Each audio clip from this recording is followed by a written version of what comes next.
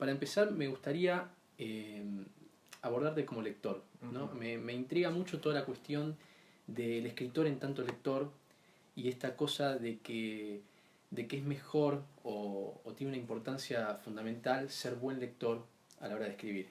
Estaba leyendo Historia Universal de la Infamia de Borges y me reencontré con el primer prólogo que escribe en el 35 creo, y escribe ahí una frase que me parece categórica. Dice que los buenos lectores son cisnes mucho más tenebrosos y singulares que los buenos autores, poniendo de relevancia esto del rol del lector, el rol activo del lector. ¿Tenés algún espacio, algún lugar que te es proclive a leer, que te lleva a la lectura? Bueno, quizá acá, o algún lugar donde vos te encuentres, un lugar físicamente hablando, donde vos te encuentres con tus lecturas. Acá me siento a leer. Mira, yo tengo dos lugares donde por lo general leo mucho, o sea, donde por lo general leo, o sea, viste que después hay un circuito itinerante de bares que también Claro. me gusta muchísimo, ¿no? Y que viste, estás en un bar y estás en un lugar de transición y no estás estar en un bar, no estás en ningún lugar, es muy lindo eso. Y tengo mis barcitos, digamos. Pero acá en casa tengo dos lugares. Uno, la cocina, que es el lugar donde yo escribo y leo, que es una buena mesa, que podés cruzar las piernas abajo de la mesa y no, ¿viste? No Cosa rebotás. importante, claro. Sí, ¿viste? Porque no rebotás contra esta cosa. Claro. Después en los bares, ¿viste? Hay bares muy lindos en Buenos Aires. Además soy muy porteño y disfruto mucho la ciudad y en particular los bares, ¿no? Se nota en tu literatura también eso, de que ¿Sí? sos muy porteño. Bueno, y me gustaría abordarte de ese lado primero, a Jorge en tanto lector, y si te parece, para empezar, contame cuáles fueron esas lecturas de tu infancia, esas primeras lecturas a las que accediste y que te empezaron a apasionar con la literatura, que dijiste acá es un foco de pasión o de interés fuerte. Claro, está bueno eso, ¿no? Me parece que hay como dos puntas, ¿no? Vamos a pensarla. Por una parte, es cierto que cuando empezás a leer, ¿no? Empezás como a ser cada vez mejor lector, ¿no? O sea, como que empezás a sofisticar tu atención, ¿no? Por una parte. Hay un ejercicio. Hay un ejercicio como de atención, distinto. Pero lo cierto es que cuando empezás a escribir, ¿no? Cuando das ese saltito y empezás a escribir, ¿no? Te transformás en otro tipo de lector. Empezás a ver el objeto texto como un sistema de tensiones, ¿no? Como si fuera una bomba y hubiera un montón de cables y te interesa saber cómo funcionan esos cables. Con lo cual tu atención comienza a ser muy distinta. Esto me encanta, ok, perfecto. Esto es un sistema que yo disfruto enormemente. ¿Cómo funciona esto? Es decir, ¿qué hay en esta oración que me descabeza?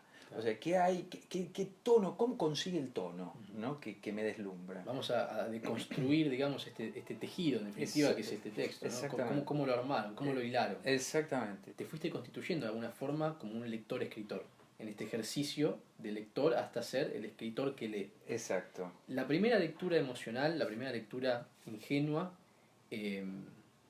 posiblemente en tu infancia o en tu primera juventud, ¿cuáles fueron esos textos? Si te acordás, si querés contarnos. Sí, mira, lo que primero me viene a la memoria, mi viejo laburaba en el centro, laburaba por acá cerca, en Viamonte y Carlos Pellegrini. Sí. Y hace una bocha de años atrás, yo tendría entre 13 y 15 años, en 9 de julio y Corrientes, en la esquina, Capeluz tenía un local en la esquina. Enfrente al Trust había un enorme local de Capeluz.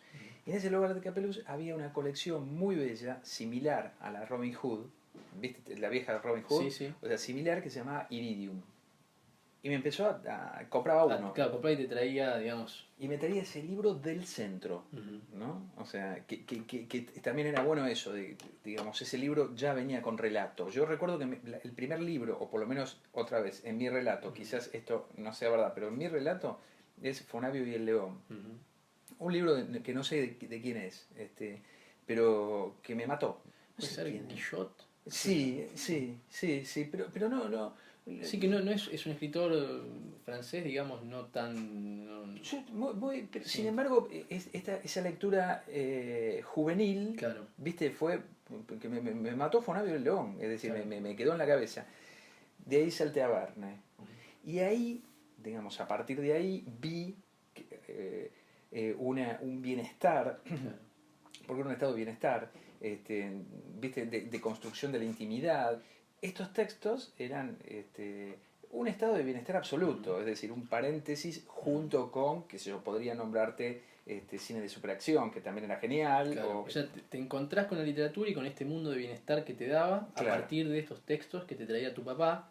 Pero doy un pequeño salto, sí, por supuesto, que tiene que ver con, a los 16 años, tengo un preceptor que estudiaba letras, o sea, en la secundaria. Y ese flaco, viste, tenía una visión un poco más abierta, no un poco más abierta, un poco más decimonónica de la literatura. Hasta ahí viene la literatura juvenil. Claro. A través de este pibe entran los textos rusos, por ejemplo, y la poesía. Porque era un gran lector de poesía. Entonces entran un montón de textos que yo, viste, no tenía ni la menor idea. Y empiezo a armarme una pequeña bibliotequita, ¿no? Perfecto, mirá, la llegada entonces de un preceptor, esta historia de que creo que ubicás a Mauriac, que habla François Mauriac, que dice algo así como que ningún destino nos atraviesa impunemente, la huella que nos deja cualquier otro nunca es impune, siempre te deja algo, o sea, no puedes salir incólume de eso. Ahora, qué cosa increíble, porque este tipo además era lector de Mauriac. O sea, bueno, no lo puedo. O sea, es increíble. Sí. Era un lector de Mauriac. De hecho, el flaco O sea, no hay posibilidad de que yo lo conozca. O sea, no. Después hizo filosofía y ocasionalmente lo veo. Yo no sé si, bueno, vos sos más joven, pero en el proceso había revistas subtes. Y en esas revistas subtes aparecían cuentos. ¿Viste? Que también la factura te llegaba clandestinamente, una revista subte, digamos, había como una propuesta ecológica, y el texto que se insertaba ahí, yo recuerdo, por ejemplo, haber leído a Lovecraft, en un relatito, viste, pequeño en una cosa casi de mimeógrafo, ¿no? Una cosa muy mal armada. Claro. Fíjate, o sea, leer a Lovecraft desde la clandestinidad. Desde la clandestinidad. Un joven leyendo a Lovecraft en la clandestinidad. Claro. O sea, te hago una pregunta.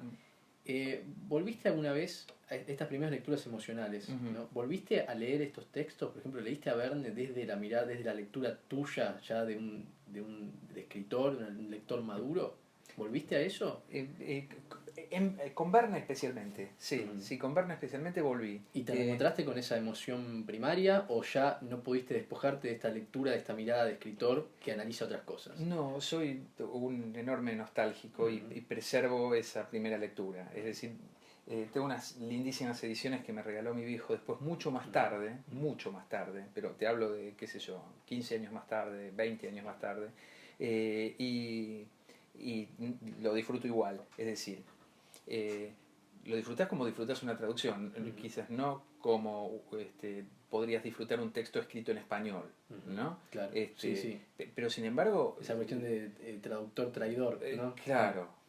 Pero las que tengo más o menos son traducciones que vos podés sobrevivir a la traducción y que Verne puede sobrevivir a la traducción. Exacto. O sea, vos podés leer la intensidad de Verne. Y por suerte... Hay cosas que no sé cómo serían, o sea, volver a esas primeras lecturas que me emocionaban muchísimo, pero creo que lo que se destaca, lo que me acuerdo, se la bancaría, no sé, qué sé yo, Kazantzakis, por ejemplo. Leí un par de cosas de Kazantzakis que me encantaron, y hace poco volví a Kazantzakis por un laburo, y lo disfruté muchísimo. Qué lindo, ¿no? Eso de poder conservar de alguna manera esos ojos de primera vez. Esa cuestión del primer impacto que te marca a fuego. Sí.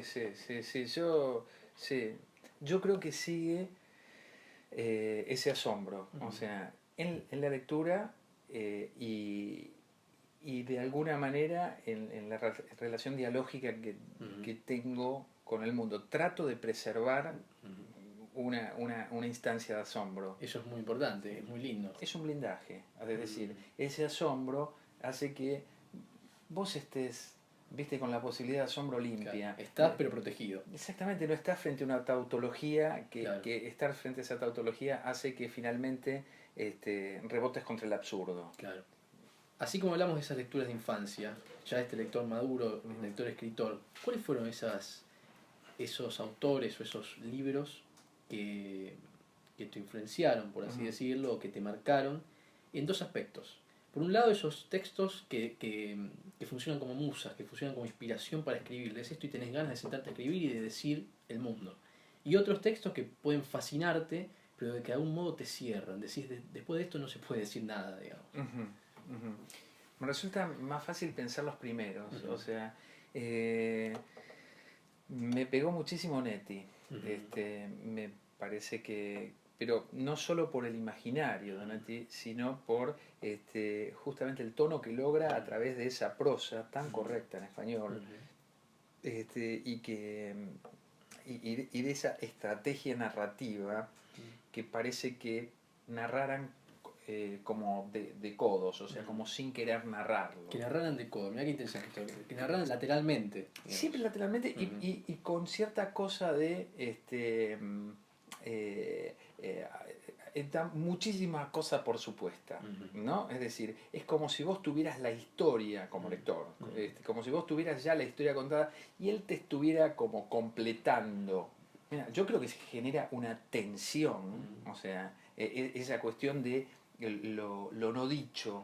Y un rol hiperactivo del lector. Súper. Que tiene que completar esos baches. Exactamente. Otro tipo que me rompió la cabeza, realmente, en cuanto, otra vez, el tono, es Di Benedetto. Digamos, con El Silenciero tiene un ritmo, pero con Sama, cuando empieza a trabajar con esa especie de staccato, de hiato constante, realmente me parece que consigue cosas formidables. Eso desde la formación de la prosa, digamos, desde el ritmo. Desde la formación de la prosa. Yo creo que digamos que cierta tensión dramática en el texto se logra a través de, quizás yo la llamo temperatura, no sé si es eso específicamente, está muy bueno eso de pero con una especie de como si creciera el calor del texto, ¿no? Por eso pienso en esto de la temperatura. Perfecto, sí. Y en eso estoy pensando en Saer, ¿no? Inevitable, por supuesto, Borges, ¿no? Sí, o sea, un lugar común a todo. a todos, ¿no? Trae a colación esta discusión, es decir, qué hacer con Borges cuando lo tenés, es decir, qué hacer con Borges cuando lo tenés. Claro, qué hacer con nuestros antecedentes, Tal ¿no? cual. Y curioso, perdón que me vaya con esto, Borges tiene un texto que se llama Kafka y sus precursores. O sea, estamos hablando de un tipo que pensó todo eso. Totalmente. Igual da para largo, ¿no? Da para un... El Permenar. Claro, Pierre Menard, autor del Quijote. Pierre Menard parece que hubiese previsto esto que de alguna manera. Manera. Y lo explica. Y claro. lo explica. Sí, y lo explica. Con respecto a Kafka y sus precursores, eso es genial la idea, ¿no? Y también se aplica a lo que uno lee, es decir, es muy cierto lo que dice el viejo, pensando en Kafka, sea, ¿no? O sea, cómo determina para atrás, cómo lees vos después, no sé qué sé yo, ciertos textos griegos, pero después de la lectura de Kafka. Después de la lectura de Kafka. Vos sabés que esto a mí me gusta relacionarlo en concepto en psicoanálisis, que se llama Nachträglich, que es como un segundo momento que ilumina un momento anterior. Y ese momento anterior importa y puede ser leído a partir de ese segundo momento. Como que invierte el sentido cronológico hacia una cuestión lógica distinta. Y me parece que tiene que ver con esto. Pero ¿no? es casi una definición de lo que de Kafka y sus precursores. Pero me estabas diciendo de Saer. Sí. Saer, glosa. Bueno, sobre todo glosa. O sea, esa cuestión digresiva que tiene. Es decir, cuando empieza a hablar, por ejemplo, de ¿te acordás del paso, el mosquito, el mosquito y el caballo? Sí. Es decir, como un permanente excurso, ¿no? Un permanente excurso, exactamente, un permanente excurso que me parece que es genial y que él en particular lo maneja de una manera impecable, pero impecable. Tengo una pregunta, me nombrás a Saer, me nombrás a Onetti, y bueno, justamente por nombrarme a Saer y Onetti, ¿Faulkner? Sí, pero yo Prefiero leer en español, sinceramente. Claro, es decir, sí, pero la verdad es que, y es cierto, y uno podría pensar también en Cormac McCarthy, que es un tipo que es otro tipo, que trasciende la traducción. Sin embargo, te repito, a la hora de lo más inmediato de las referencias, prefiero literatura en español. Una pata indispensable en mi narrativa, creo, o sea, viste que uno no sabe muy bien, pero me parece que una parte indispensable en mi narrativa tiene que ver con la poesía. Y dentro de la poesía hay gente, bueno, que admiro mucho, que está viva o no, qué sé yo, desde Mastronardi, pasando por Januzzi, que me parece genial, llegando a Alberto Spumber, ponele, por trazar algún tipo de línea. Te tiene una relación quizá arbitraria, que por ahí encuentro, habiéndote leído como poesía, Ungaretti. Sí, Ungaretti, sí. Es una cuestión, Ungaretti, los italianos, Ungaretti, Montale, Montale, Quasimodo. Claro. Y si seguimos con los italianos y saltamos de la poesía, hay un tipo que me parece que tiene mucho, pero que te rompe la cabeza, que es Bussati, ¿no? Dino Bussati es algo rarísimo. Es decir, ¿qué pasa con Bussati? O sea, en el desierto de los tártaros, por ejemplo. O sea, darle el nombre al enemigo que no existe. Es decir, que ese enemigo en realidad es una proyección tuya, ¿no? Eso, perdóname, ¿no? Sí, La tensión que logra Bussati en ese relato es genial. Te propongo, Jorge, ir metiéndonos en tu literatura, en tu obra. Y vamos a hacerlo de un modo arbitrario, desordenado. Quisiera partir de Pequeñas Intenciones, bueno, novela, con la cual ganás el segundo premio categoría novela, nacional, categoría novela. Y hay ciertas relaciones que hacen de tus personajes en Pequeñas Intenciones y también en este libro de cuentos del 2009. El otro lado. Con el personaje principal del extranjero, de Camus, y con personajes de Beckett, por esta cuestión de la enfermedad, y etc. En la novela se ve un clima, por un lado oscuro, por un lado,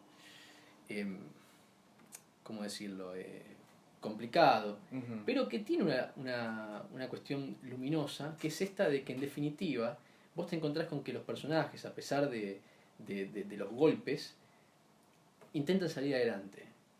Quizá en términos de Sartre, hacen lo que pueden con lo que hicieron de ellos. Sí. Y eso termina siendo una cuestión luminosa. Yo no sé si la entendería tanto como algo oscuro, sino más bien como algo luminoso. No sé qué te parece.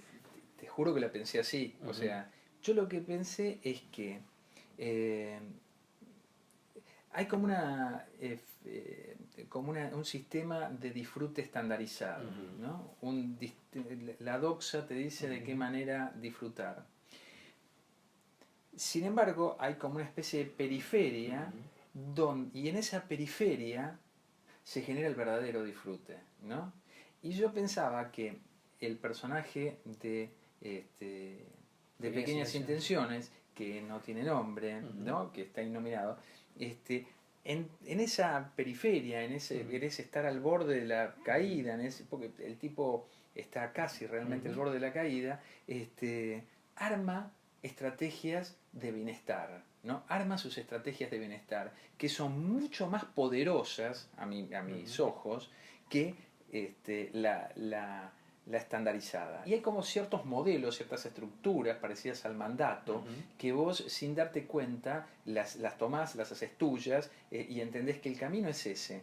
Pero sin embargo, el camino lateral, el camino de la renuncia, el camino de la periferia, que por lo general no es considerado un camino de oscuridad, de tinieblas, de puro... mórbido. Morbidez. O sea, ahí hay un enorme disfrute. Es como estar entre paréntesis. Totalmente. Y que eso genera un bienestar. Totalmente. Y rebuscárselas para encontrar el bienestar en eso. Totalmente. Mira, eso perdóname, lo laburás muy bien con esto de personajes de algún modo marginales, como que están ahí, están en esa frontera, en ese límite delgadísimo. Pero claro. Pero que funcionan. Yo tengo una imagen que no me la borré. Yo iba para un fin de año a Villa del Parque bajaba por Juan B. Justo y viste que debajo del San Martín hay unas especies de túneles. Debajo de ese túnel había 3 o 4 personas sentadas en reposeras, tomando algo antes de las 12, serían que se las 9:30, 10, y había un estado de algarabía, de disfrute tan intenso, ¿no? Me da la impresión... Incluso en esa adversidad. En esa adversidad que vos decís, estamos en la situación peor que podemos imaginar. Sin embargo, en esa situación, o sea, hay momentos como de gozar de, viste, poder singularizar y gozar lo mínimo, ¿entendés? Y revalorizar eso. Pegamos un salto. Conocí un tipo que en algún momento, perdóname, ¿no? Pero para nada. Que en algún momento vivía en el campo y tenía poco acceso a esto, sin embargo de un gran respeto por esta cuestión de lo intelectual. El tipo tenía una revista Crisis, ¿viste? Y ese objeto, esa revista Crisis, una vieja revista Crisis, la había subrayado y la había leído con una intensidad, como si yo te dijera, el tipo se leyó, no sé, las obras completas de Shakespeare, ¿no? O sea, había y es, en ese juego está la cosa. Te hago una pregunta, esta filiación que le imputan al personaje, ¿no? con Camus y con el extranjero, no me parece buscada a mí, no sé si... O sea, no me parece que haya una... O sea, es quizá producto de relaciones que hacemos como lectores. Yo lo trabajé así, quizás no tanto por mirar al extranjero, sino porque me parecía saludable para el sistema que yo armaba dentro de la novela. Es decir, no servía que el tipo narrara lamentándose. Despojado de emoción, el tipo narra, con lo cual, o sea, la intensidad que va a lograr es otra. Es un cachetazo, es un cachetazo absoluto. Exactamente. Y bueno, en este sentido, ¿no?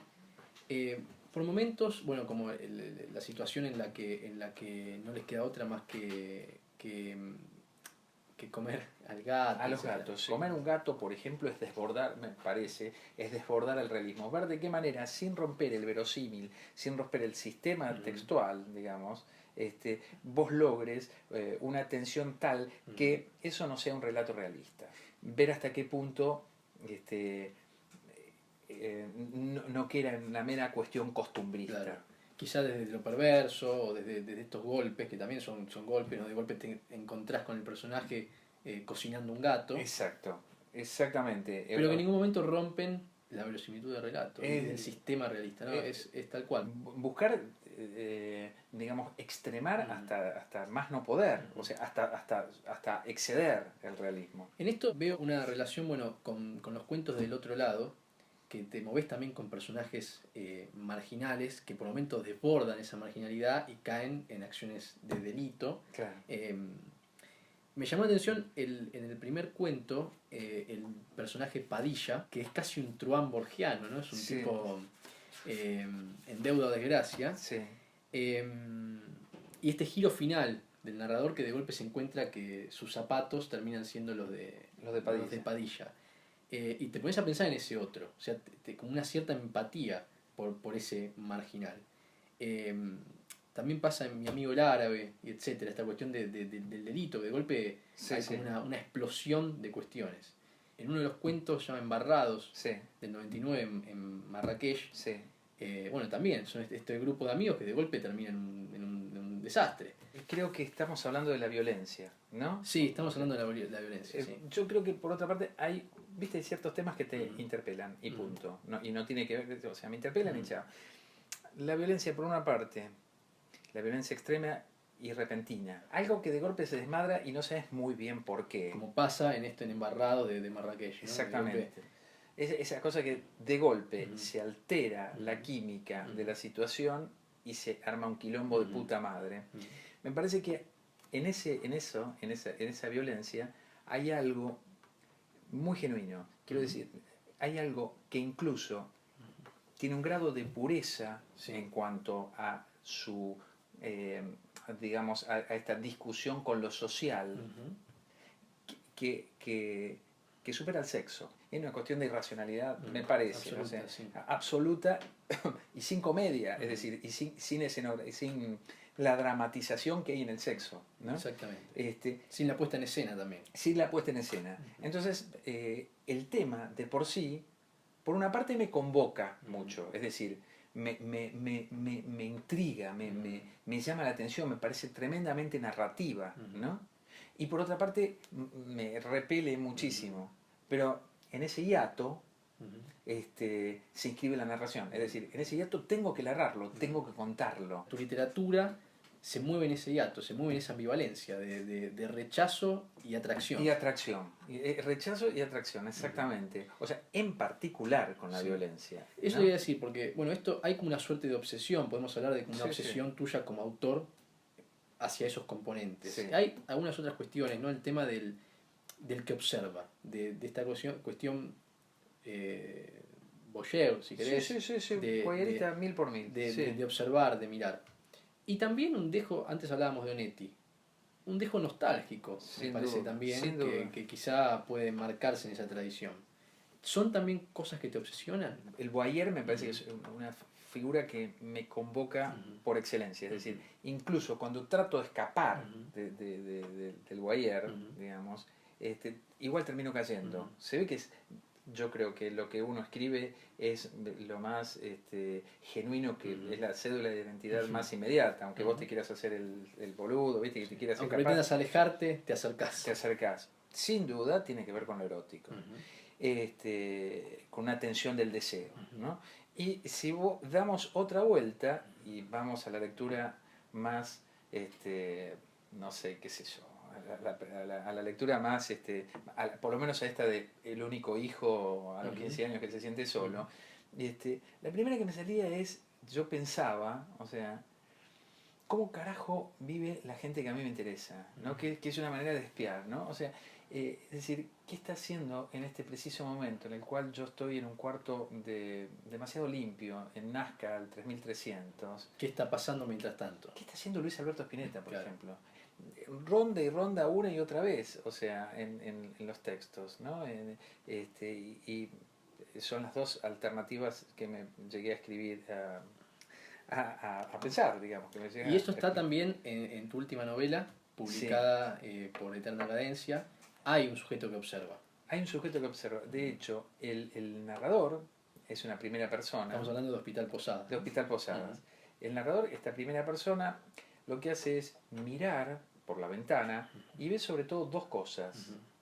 Ve muchas, pero ve dos cosas sobre todo, para apelar a la síntesis. Una, la deconstrucción de un petit hotel de 1922, 1930, una cosa por el estilo, que está al lado de su casa, y por otra parte le sirve como una especie de laboratorio antropológico, porque ve conductas, ve interacciones, de hombres entre hombres, de hombres con mujeres y también con animales, digamos, es decir, cómo se relacionan. Y ve a una mina también que termina teniendo una relación con esa chica que está en una terraza, ¿no? O sea, que eso también es algo que me convoca, es decir, las luces en la noche, es decir, las ventanas encendidas en la noche. ¿Quién está despierto? ¿Qué hace ese que está despierto a las 3 o 4 de la mañana en una ciudad completamente dormida? Bueno, te había dicho que íbamos a ser desordenados y lo estamos siendo, así que ahora vamos a ir al principio, a la primera cosa. Y en vos lo primero fue la poesía. Sí. Esto me hace acordar la primera de las últimas cosas, esto de los frescos de Signorelli, que la primera última cosa era la muerte, ¿no? Después venía el juicio, la primera de las últimas 4 cosas. Y hace poco estuve charlando también en una entrevista con Osvaldo Bossi, y él me decía que el poeta, de algún modo, muere para empezar a escribir. Se da, vos empezás con poesía. Vos publicás Indicio del Otro en el 86. ¿Cómo fue la experiencia de publicar ese primer libro y cómo era publicar en los 80? Eso fue una experiencia poética, publicar el libro, en realidad. Acabamos de salir del proceso, y el tramado cultural estaba muy podado, realmente había muy pocas alternativas.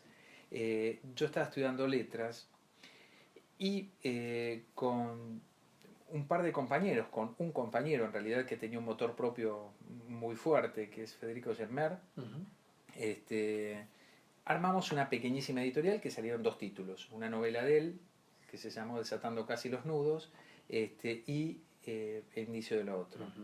Lo que hicimos fue fundar una pequeña editorialita. Esa cuestión de ver el libro armado y que tenga tu impronta, tu estética, incluso con todo lo defectuoso de ese primer libro, fue para mí clave, es decir, podíamos llevarlo a cabo.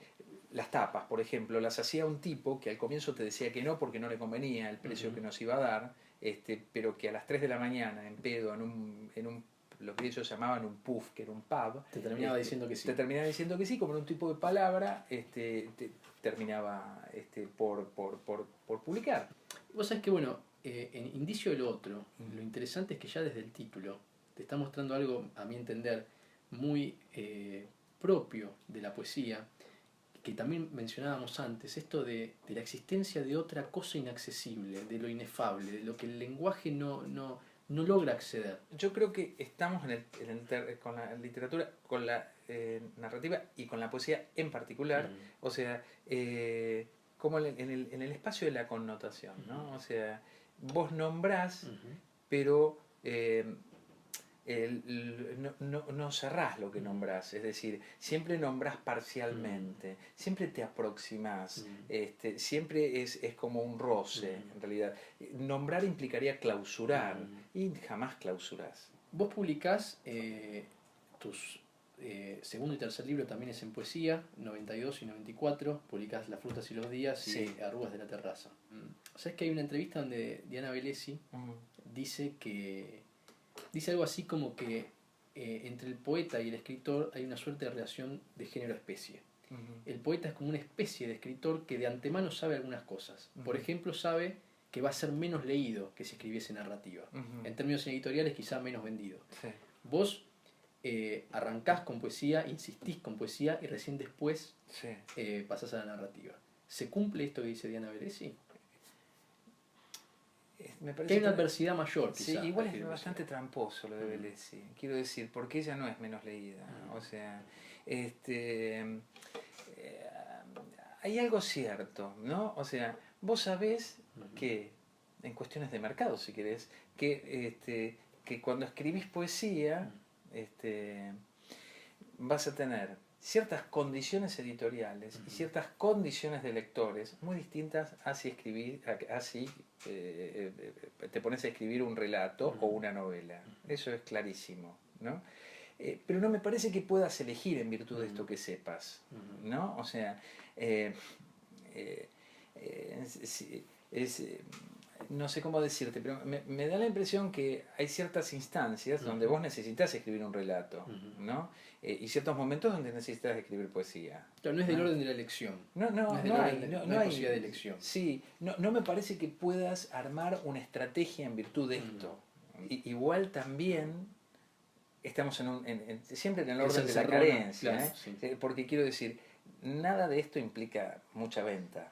Nada de esto implica mucha venta. Es decir, ninguno de estos libros, ni los de poesía, ni los de relato, digamos, imponen una venta que vos digas, bueno, sí tiene razón Velesi que por el lado de la narrativa hay una cuestión bastante más instalada porque vivimos en una sociedad narrativa, digamos. No vivimos en una sociedad de esa cuestión disléxica de la poesía. Ahora bien, ¿qué dispone esto en tu vida de escritor?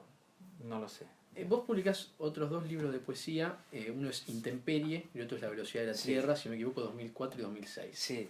A mí me gustaría detenerme en el primer, que inaugura la serie, el primer poema de Intemperie que se llama La rata. Sí. Si me permitís, voy a... Bueno, La rata. No entiende el sueño como dejar de ser lo que la realidad demanda. Desconoce la vejez como apariencia del tiempo, la forma ovalada de su cráneo, las uñas, el gusano eventual que mañana arderá en su paladar. Es metódico presente, sombra acorralada, cuenta con el límite de su ánimo, está cómoda en el íntimo teatro del miedo. Ahora muerde un trozo de pan, en la boca, puro holocausto. trabaja su lengua y la secreta circunstancia de la saliva, mastica, vale decir, con un aire ausente, está inmóvil en su cueva. Tiene la mirada fundada en la economía y el sigilo. Vive corrida por el desesperado índice de su deseo, al perpetuo abrigo de la huella que amenaza. Bueno, me detengo en esto porque de algún modo estábamos hablando de personajes marginales. Y la rata también es un personaje marginal. Es un personaje esencialmente que enfrenta una adversidad casi total. Como observador de un sujeto, en este caso de la rata, otra vez te detenés incluso en el animal en un marginal. Lo cual es una obsesión absoluta. Yo pensaba, hay ciertas cosas difíciles de abordar desde la literatura. Yo trabajaba en este momento, laburaba en un laboratorio, ¿no? Y en ese laboratorio yo sentía que estaba rodeado de ratas. O sea, entonces empecé a trabajar el texto con esta rata simbólica que finalmente fue llegando al límite y transformándose en el animal. Como protagonista de esto, no sé si cabe ese término, pero como eje del texto, es un eje absolutamente corrido, con lo cual definitivamente es una obsesión, ¿no? O sea, yo creo que viste, viste que uno mira el mundo siempre con los mismos ojos. Es muy difícil desestructurar. Correrse de esa mirada propia. Exactamente. Es un lugar común, pero yo creo que grandes variables no hay demasiado. O sea, hay algo que siempre repetís. Sartre decía, bueno, uno habla siempre de las 3 o 4 cosas, o qué loco que tenga siempre 3 o 4 ideas, y no más de 3 o 4 ideas. Hablábamos antes de Borges. ¿Qué vamos a decir? Que Borges se repite en las ideas, claro. Porque las ideas de Borges trazan toda su obra. Claro. Vamos a decir que se repite. Claro. ¿Sabes qué? Bueno, hay una cosa que me quedó colgada de antes de que veníamos hablando, que bueno, que también con esto de los títulos, ¿no? Y bueno, con El Bien, que vos la publicás en el 2003 y ganás en 2001 en España un premio. Es así, ¿verdad? Sí. Bueno, eso fue, mira, siempre uno habla desde uno, ¿no? O sea, yo terminé de escribir El Bien, y era una novela bastante más larga de lo que después terminó siendo, y existía la posibilidad de presentarla a un premio en una pequeña editorial española, que vos la podías mandar por mail. Entonces la mandé, me olvidé, me llegó el mail de prensa, lo gané, etcétera. Fue genial, ¿no? Pero me ofrecieron 2 cosas importantísimas. Ese premio me dio 2 cosas importantísimas.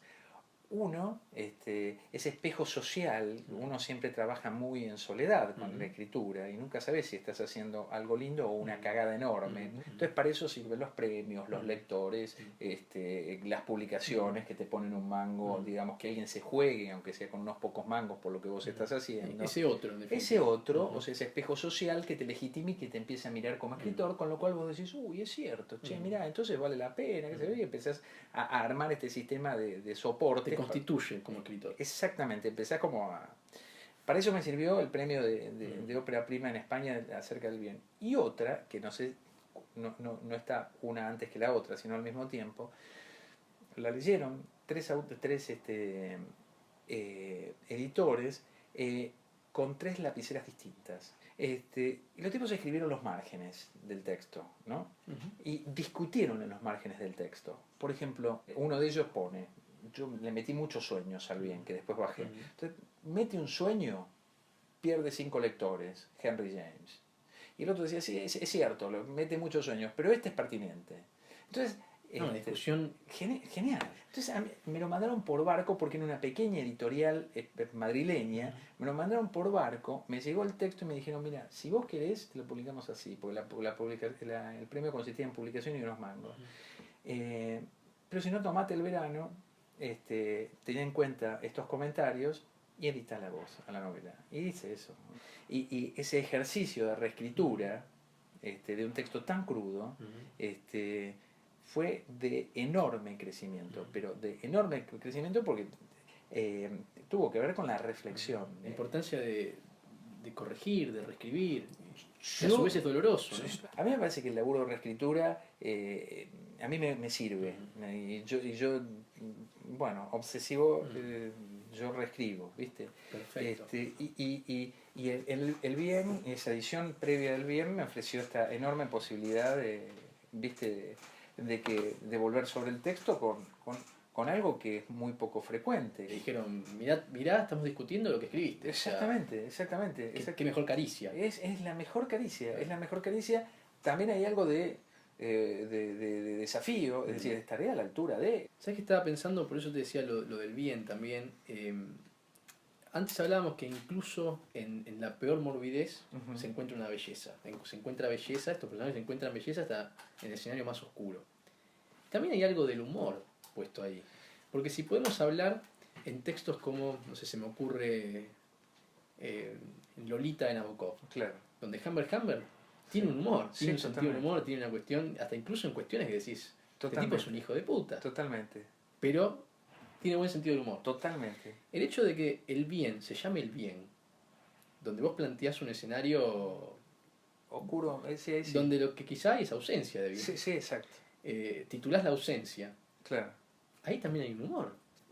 Yo lo que pensé es una materia tan oscura, ¿no? Una materia tan determinada por un clima dramático espeso, que si hay un punto de fuga tiene que ver con el erotismo, si querés, Claro. y con los relatos intercalados, que me parece que le dan algo de oxígeno. Y de ritmo. Y de ritmo, y eso hace posible que te banques el relato. Yo lo que buscaba es algo que, no sé cómo sería el neologismo ahí, grotesquizara, Claro, digamos, sí. ¿no? Una cosa así. Entonces pensé, o sea, para contrabalancear, esto no puede llamarse el mal, sino que se debe llamar el bien. Recuerdo que hace muchos años,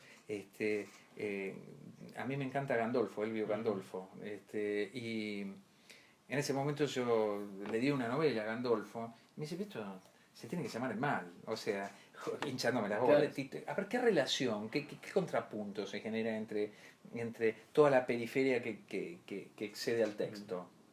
Epígrafe, título, Claro. e incluso más, contratapa, solapa, claro. ¿Qué es eso? A ver qué pasa, ¿dónde desborda esto?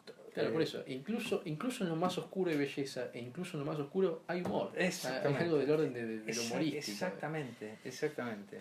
Jorge, bueno, para ir terminando, dejándote tranquilo, no.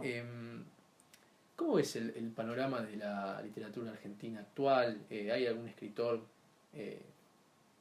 de ahora, digamos, que esté haciendo sus primeros pasos, o no tanto, pero que te haya sorprendido, que te guste? Me parece que desde hace una década, década larga, hasta esta parte, incluso pensando en los 90, ¿no? Con el objetivismo, con la gente que se empieza a meter en el objetivismo, los poetas,